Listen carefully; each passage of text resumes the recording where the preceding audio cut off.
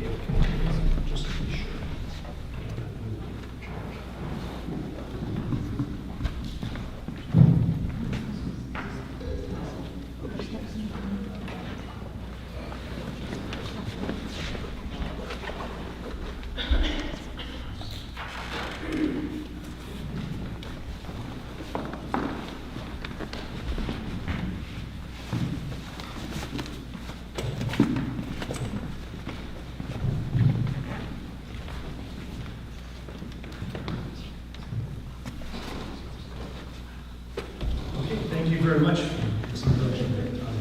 It's like it's a program mic. It's on.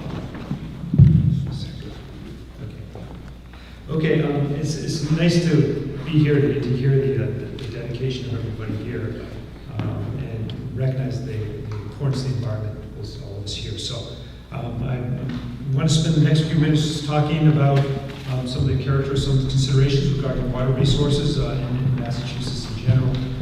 And the title I originally thought of was really working together to protect our vital assets. When you think of assets, I should start off by mentioning, I'm an engineer by background, so tend to be, you would normally think of engineers that would think of assets in infrastructure and things like that. But when I think of assets, I think broadly in the sense of looking at both our environment, the people, and all the things that are impacted that we really have to think about working together. And hopefully you'll get a sense for that as I go through the topics on this here as well. And I'll add one of my roles is this position as the co-director of the Water Resources Outreach Center, which is basically a project center, it's a WPI, a student project center, which is really intended to both provide educational experiences for the students, and as well as provide support for the communities who have a great many needs in the area of water resources. So one of the ideas is to reach out to them. And so that's kind of where I'm coming from. And some of these topics that I'm talking about today actually build on some of the presentation or some of the topics that students have worked on recently. So for this time, I'm just going to spend some time talking about some global considerations to start. And then I'll just go through some regional issues, looking at some issues involving water supply, rivers, stormwater, wastewater management, and just some considerations regarding working together to try to address some of these problems and wrap it up then anyways.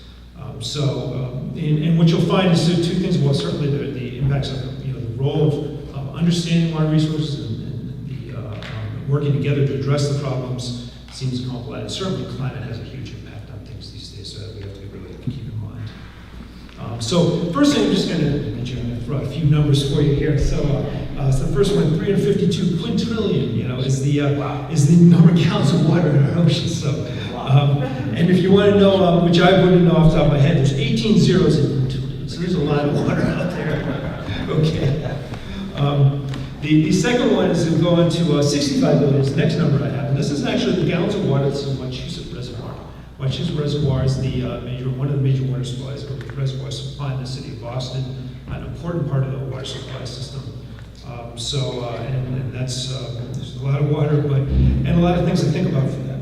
And then finally, this one here would be 8 glasses of water is what apparently they recommended not to drink in a day. Seems like they're more than that actually, but of course I make up for the coffee anyway, so which is probably not good for me, but hey, But I was going to try looking at think about populations, how much water does all make up, but I decided to leave it at that. But I will want to make a few notes on thinking about some of the concerns that we have to think about, in terms of the percent of the world's population in urban areas. We're talking over 50% in urban areas that we have to think about for the world's population. So urban areas are certainly becoming very important.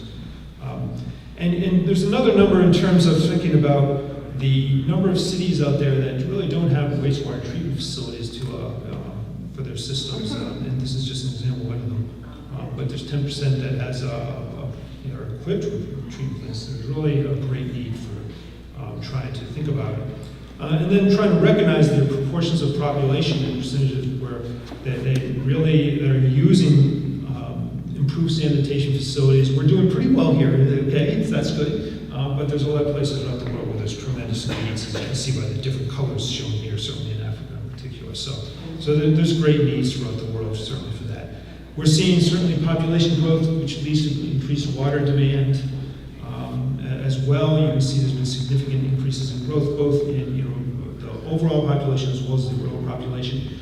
And the other thing is that the issues involving climate change add real stress to the whole thing, because there's just great needs. There's changes that we're seeing in real time here now, and it's a real concern. Certainly, you can see it's kind of hard to see this figure. It's like the red blotches are not that's sort of that way. Okay, if you can see that, and then so those are the areas where there's depletions there, and in this area too, we're seeing more variability in which you get higher, I guess you say peak flows of intense storms, and also more drought conditions as well. And those are some of the impacts that we have to think about here as well. Now, if we think generally about the nature of our Earth's water, as you saw some of the numbers I had there, I don't want to get into the slides, not a great one, but the idea is that overall, in the oceans, there's not that much fresh water, relatively speaking. It's like 2.5%, as you see on the left-hand side. Of that fresh water, a lot of that fresh water is out of the glaciers, we like to say, heat there. So, and there's a fair amount of groundwater, which is not all accessible for drinking water, and then there's a small amount of surface water. On the right column there, basically it looks a little bit more detail at the surface waters, recognizing that there's some in there's some water in the atmosphere, there's some in this in rivers, some in living organisms and plant vegetation, as well as marshes and soil. So, we're working with a small amount of water that if we ever really been very nice to the water that we've been working with. So, I guess I want to just spend some time talking about it. I'm going to start off with talking about drinking water. I just want to bring some topics up that maybe you're familiar with this. Actually, how many people are familiar with PFAS? It's a good number of us, okay? And that's okay. It kind of prompted, we had a recent student project related to this. We were working with the Mass Department of Environmental Protection, and they're really working to try to address this. This is a concern. So if for PFAS basically represents per and polyfluoroalkyl substances. You can say that there's a whole host of these chemicals that are out there. And there's usually 6 of the ones of the major ones that they're looking at. And you can see there's like a chemical signature there. But the bottom line is, it's kind of hard to see these figures as I look at it now. But the sources they're through every dry products that we'll be using, they're still being used. But they're working hard. They've been trying to reduce the uses of those products. But they're very persistent chemicals. They're sometimes called forever chemicals, and they're known to have health effects, and that's been raised as major issues. In terms of some of these issues involving high blood pressure, cholesterol. There's certainly in particular you can see them here in terms of some of the impacts they have, and then there's also just concerns, especially among some selected populations, where we have some concerns in particular regarding these chemicals.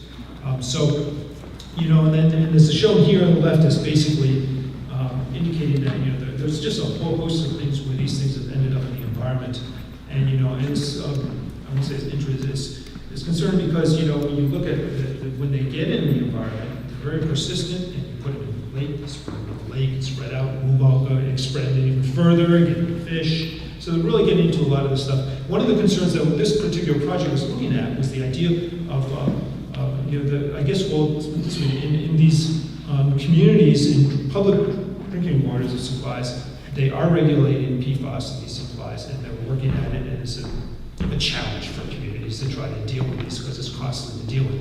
Okay, for private water wells, they really aren't. They are not publicly regulated as such, and so this is what this student project was trying to look at that. And then one of the questions there, you can just see the split there. It's kind of hard to see again with this figure. There we go. And then, but the bottom line is people really are not familiar with it, and that's kind of why the question comes up. They don't really know about it. They really don't understand very well. And I guess if there's any need is basically greater awareness of the issues that we're facing. Okay, better understanding of these issues, and understanding what to do. Why do you want to test your well? You want to make sure see whether you have it in there.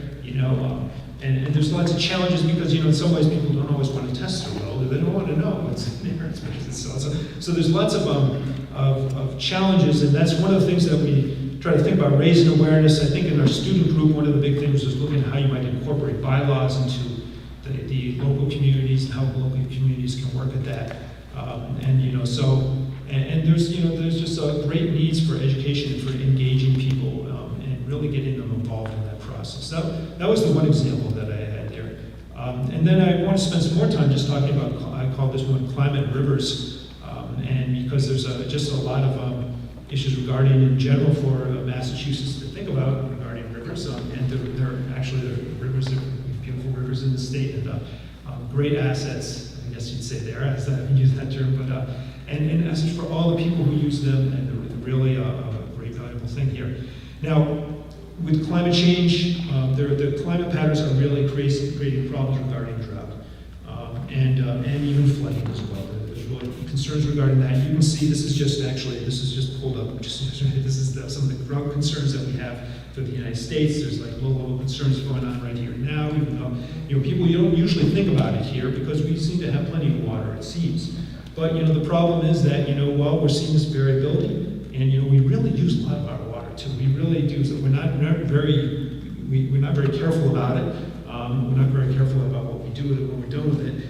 And there's been a lot of development. We're pretty densely populated areas. So as you'll see in the slide. So those are things to think about in terms of the issues regarding drought. But there are efforts in here, and I know the Massachusetts Rivers Alliance has been really pretty dedicated trying to get the word out about an idea of trying to think about how can we manage things in an integrated sense more so, rather than having community by community. Some communities do it, some don't, and where if you're in an area like this watershed where all kind of the water's going to the same place, the concern is that it's not easy when there's communities. Some communities will have pretty strict guidelines, and the next ones over don't. So how do they manage that? So they're trying to think about different ways to come up with a regional approach. And I know this legislation has been proposed recently that they're working on too. So those are things that would be helpful to be aware of and to keep track of that, because I think they're really important considerations. The other thing, as I mentioned, the idea is that I kind of view it as a watershed approach, and this is the example of the Blackstone River watershed, in which the city of Worcester, where we are now, is in the upstreams, the headwaters, you might call it, of the watershed, and all the water from here will flow, work its way down through the Blackstone River, and eventually end up down in Narragansett Bay in Rhode Island. And so, as you can imagine, the people in Rhode Island are rather concerned about the nature of the quality of the water that's going down from here too. So that's an issue. There's certainly concerns regarding the issues regarding locally here, regarding flooding, and the impact on communities. And that's what I want to spend just a little bit of time talking about a little bit more. First thing, I'm going to talk in general about the Blackstone River. First thing is a classic industrial watershed. That was in the industrial age. It had a huge impact on around the country here. As a result of that, we've done a lot of efforts on trying to channelize the river. We basically, there are a lot of dams there. They're really limited fish passage. There's a lot of culverts too. That was one. I'm bringing this up because we had one project looking at with culverts. How many people know what culverts are, by the way? I guess people this get here. Not necessarily. Culverts are basically the pipes that go into the road. It's essentially not familiar with it. That's another thing that we have. Like the railroads are not very good about doing that. You may have noticed that. They basically were not very good with their culverts. They historically we haven't really been. They're always kind of limited. They're very old. And they really need a lot of restoration. There's a lot of work, and it relates to climate change too, because there's a lot of issues regarding, what happens when you have these culverts there for a year and for many years, and then all of a sudden we see increases in rainfall intensity. We're going to create flooding. Who is that going to impact when these flood? Who are the people who will be impacted by these things, by these terms? So there's many issues regarding that, and I'm just going to step through a series of slides. Looking at Worcester. To look at Worcester's stormwater management and talk about that a little bit. And it's kind of a complicated scenario here, but it's look, this is an example of, there's examples of Worcester that are similar to many industrial, the older cities in Massachusetts. But if you look at this figure here, if you can hopefully see those little blue lines there, those represent the streams in the city of Worcester that kind of all work their way down to, of course, the first thing to note is that they don't just end at the city line. Okay, they keep going, even though they're shown that way. But that's the problem. That's what we do, and I left it in there. It's like they continue on, and we should keep that in mind. But what you also notice is there are not many of those blue lines in the middle of the city, okay? And that's because it's all been buried underneath and put into stormwater, into culverts and stormwater pipes. And so if you look at the stormwater pipes, they're actually showing green in red there. Somehow I got two different sets of them. But the bottom line is there are all these stormwater pipes bringing these things to some central pipes, basically, which bring them down to the Blackstone River. So that's basically our stormwater system, okay? But on top of that, in Worcester, well, we have what we call a combined sewer system in Worcester. Now, how many people are familiar, know what a CSO? Have you ever heard of a CSO? Yeah, most of them. Okay, well, that was yeah, so combined sewer is basically what, and I have shown the next slide. This is the central area of Worcester is what they call a combined sewer system. Okay, so in dry weather, okay, as shown on the left, what happens is, the sewers, the wastewater, all goes in the sewers down to the surface, and then go on all the way to the wastewater treatment plant, get treated, and hopefully put back into the stream river in pretty good shape, so, okay. In wet weather, though, in these old areas, they had the same pipes that they used for both the wastewater and the stormwater. So in some of these areas, the stormwater would go to these same pipes. The pipes really did not have the capacity. The wastewater, the treatment plant did not have the capacity. So they basically had these overflow relief points where they just basically discharge those into the streams.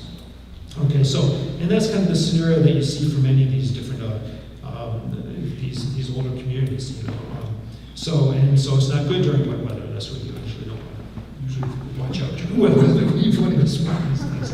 Okay.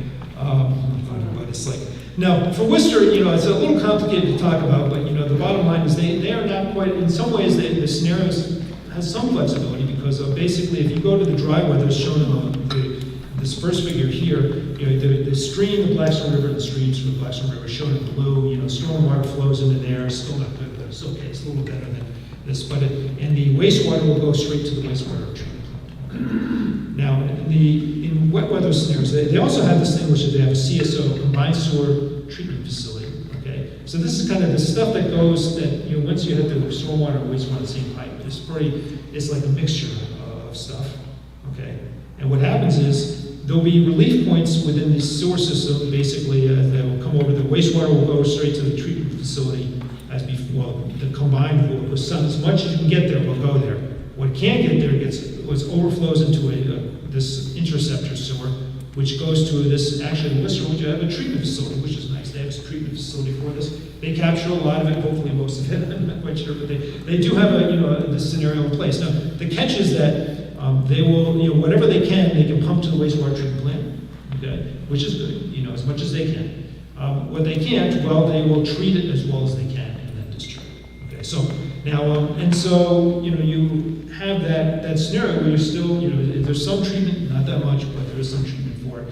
And so the question is that certainly remains a concern. And I guess the concern particularly is if you look at the city and you look at the impacts of climate change and the fact that we have very well-developed area. There's a lot of impervious areas, so the water runs off very quickly, and you get the storm events that are getting more intense. And so it's a big concern about, what's going to happen and how do we plan for it, how do we manage for it. It's a costly thing. They're certainly working on it. They're very dedicated. If they're dedicated, there's still this huge cost to try to deal with these things. Now, the two things I want to add to it is one thing, they have these discharge notifications, which are really helpful. Through and those are, the Mass Department of Environmental Protection has developed a program where you're basically, the communities will notify the public of any discharges of wastewater or combined waste that are going into streams, so they have an awareness of that. So that's to increase awareness of it, make sure that people are aware that if they're going in there, that whenever there's a discharge, they want to try to notify people. Sounds great, and that's what they post on the websites and stuff. And I will add that there's this integrated water management plan, which is going to be very expensive. There's a plan for it in place. There's a Green Worcester initiative. So there are a lot of initiatives going on, and they're working at it. But I guess the things to keep in mind too, though, are that if you look at, and this is just Worcester, and the same as for other areas too. And I just chose the environmental justice areas where they have designated areas within the city, and it's pretty widely distributed throughout the city of Worcester. But you'll notice that the areas that, and they're just very designations there, but the little red lines that represented the CSO area happens to be right in the areas where you see some of the more the issues regarding environmental justice areas, So, kind of the question is, and I draw this, and I kind of regret this figure here because I call it flood risk areas. I pulled off some flood risk areas, and it's not to say that there's flood area. It looks like a flood right there right now, but the bottom of it is a risk area. But there has been flooding in the city of Worcester. There's concerns about that, and there's particularly concerns about the people who live in these areas and what the impacts that are having on them. And the other question is, notification is great, but the notification has to get to people. So one of the questions might be, how do you notify these people? What if people don't really, if you're really not connected as well as you can, and just don't get the word out, you're getting that word, So how do you get that to people? So I guess it's another point of just thinking about how we communicate, how we work together to address some of these issues, And this is a figure that is pulled from a paper. And some of the things that we think about as an engineer, historically, engineers would be, you design something, you like to love the engineering numbers and everything, but we've recognized that really that to do these water resources initiatives, it really involves close coordination with the community and recognition of the breadth of people that are involved or that are being impacted and engaging them in the process along the way. And what are there's different levels of the nature of which you're partnering with these people. You either provide information and try to clarify, or you provide information and you actually gain feedback. It's kind of a nice thing, or you actually work with the public to understand the concerns and really partner with the public throughout. So there's the whole process of engaging with the public, which I think has certainly been in the playbook sense for a while, but it doesn't to really engage that is really an important thing to keep in mind. So I think that's the end of the main things I'm thinking of now. I actually have a few different slides. That's pretty much the messages to think about in terms of what I think is really just one of the questions is partnering and engaging the public. This is all of our resources. So how do we come together and actually, and get people engaged, involved, and aware of these issues that we're facing? Is this a huge issue? You look at some of the, and these are the water resource representative projects that I have. And they just have to hit on some of the topics. These are ones that are actually coming up, looking at, one of them is on Cape Cod. There's a big issue regarding nitrogen going into the estuaries. So that's kind of another topic. It's like once it gets down towards the coastal area, there's a big concern regarding nitrogen, which is associated with wastewater that's going to end up into these things. So there's initiatives to try to look at how you try to do a better job regulating and managing that is one thing that they're working on. There's other areas of looking at sea level rise and the impacts of sea level rise, trying to incorporate new approaches that are more effectively mimic the natural environment and try to manage it, called green infrastructure, I should say. And so there's efforts to try to incorporate that such that you can not only make it, like in this case in Chelsea, Massachusetts, an asset, which has its creek, which is a marsh area that can be, something that can help protect against climate change due to sea level rise, but also serve as an asset for the community. So there are many things to think about with that. And then these are the projects that I actually just finished up here, which, and kind of most of them built on this one, pretty much. I kind of brought a few of them. The culverts issues, trying to be effective in culvert repair, drinking water, and PFAS. There's another one that we actually had on looking at the impact of warehouses on communities. This is a big concern that people have, is looking at when you look at these big distribution centers that go into a community, how does the community respond to it? How do you make sure that you're protecting the people in the community? And then finally, recognizing that this is a huge area that I think is growing. There's a great need for it, and I think there's lots of opportunities for people to go into this area. I'd like to encourage that. Okay, so as I just wrap up, and I just include the names here, just basically there's a key role of the climate. Some of the topics of interest certainly